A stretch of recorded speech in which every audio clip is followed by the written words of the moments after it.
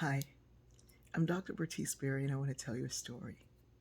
A few days ago, I was having a conversation with a dear friend, and we were talking about the documentary High on the Hog, and we got around to Macaroni and Cheese, which was created by Sally Hemings' brother. Um, we laughed about making it and making it the right way. And any conversation about macaroni and cheese will almost always take you to my Aunt Gladys. My Aunt Gladys is what happens when angels walk on the earth. She was the sweetest, kindest, most gentle being I've ever met. She was pure love and could that woman cook? She could cook, she could bake, she could. Ooh, she was an amazing cook. She worked in a school cafeteria at a private school, but when she wasn't working, she was still cooking for all of her children and any children who looked hungry and any church gathering and anything. She could cook. My Aunt Gladys and my mother were like sisters, even though they were really cousins. They were raised together for a short while when they were children, and my mother was a lot older than her, but they were sisters. In fact, I think they were second cousins, and most of my life, probably until about 10, 15 years ago, I thought that they were sisters.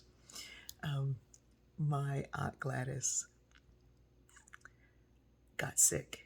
She had a brain tumor, and my mother had had a brain tumor several years before that she died from. And when my cousin Kenny called and said she was having an operation for the brain tumor, her memory was going in and out, but she was in good spirits. You could never see her not be in good spirits. She'd say, "Baby, how are you today, my love?"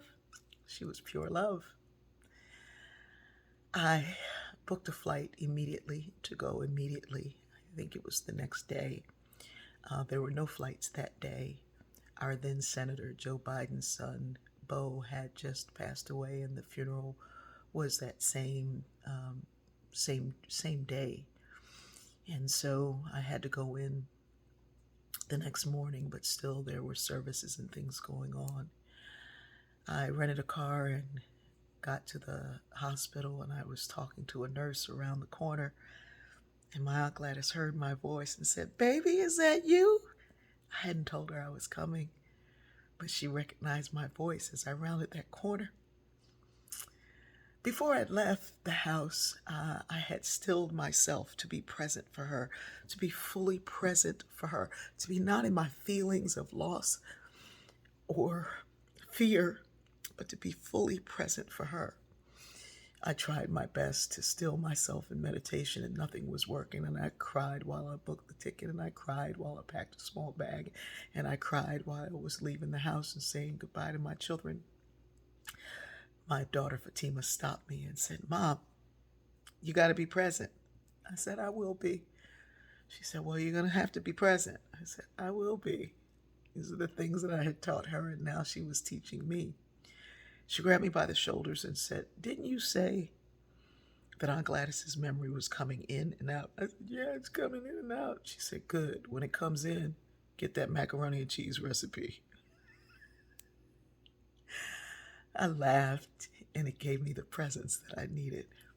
So when I got there and came around that corner, I sat in that chair and we laughed. I told her what my daughter had said, and Aunt Gladys laughed some more. She said, "Ooh, that girl is so funny. She's just like you." And then she gave me that recipe. No, I'm not giving it to you.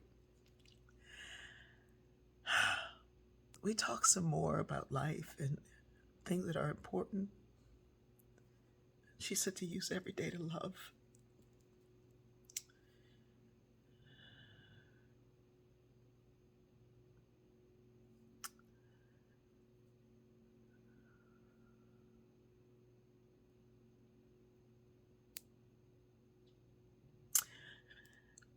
My aunt asked me why I was always so good to her. I did my best to care and show love for the elders in my family, and she was surely one that was at the top of the list. She wanted to know why I was so good to her. And I told her a story I had never told anyone. And until now, no one else. I told her that once when I was a girl, I heard her then husband, my Uncle Fred, arguing, and he was saying some not nice things about my mother. And my Aunt Gladys was defending him, and it was an ugly, ugly argument, and she would not back down. And she was always sweet and gentle and would let him say what he needed to say, but in this instance, she wouldn't. She stood for my mother and defended my mother, and she would with anything or anybody. And she said, "You heard that, baby?" I said, "Yes, Aunt Gladys. I was sitting down on the porch, on the floor, and I could hear you all in your bedroom." Here's the thing. Children are always listening, but they won't always be children. The love and the example that we show them is the love and the light that they get to be in the world. My Aunt Gladys taught me to stand up to lies and hatred with love, with macaroni and cheese, with chocolate cakes, with bread pudding, to resist evil, not with evil, but with love. It was only a few days later that she went on into glory. But she's with us now, reminding us to use every second, even in resistance, with love. I love you.